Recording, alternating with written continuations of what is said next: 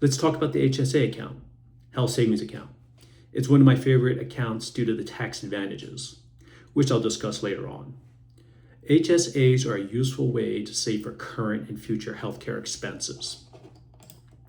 You can contribute a certain amount each year to an HSA account.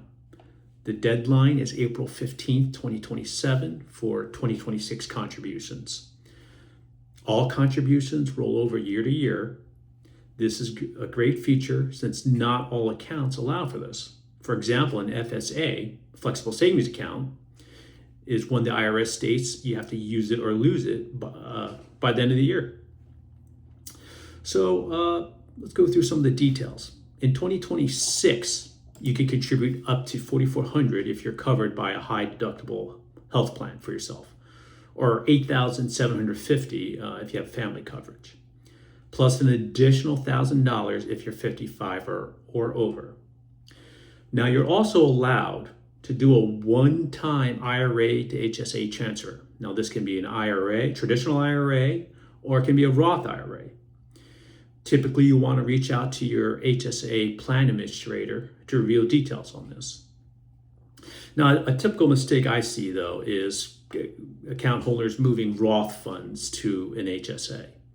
Now, this is allowed, like I stated before, but my opinion is it negates the tax advantage of putting pre-tax funds in. Since a Roth IRA is already after tax, you already paid taxes.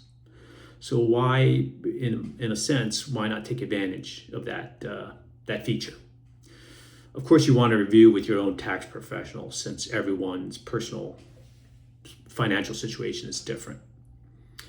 Since we are on the topic now on taxes, let's discuss the tax features of the HSA. HSAs allow for pre-tax contributions from your payroll check. What's nice is that its contributions are made prior to federal and state, and also FICA, which is Social Security and Medicare.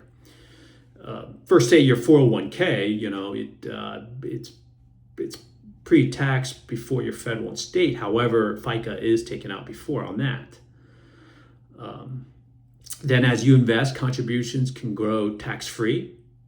Later on, as if you need, when you take distributions, they can come out tax-free as long as they're qualified. So in conclusion, I hope I've convinced you to take advantage of this account. My one wish for legislators is to up the contribution limits, since healthcare expenses seem to always be very high, and this would really help a lot of people out in building a nest egg for future, possible future, medical incidences.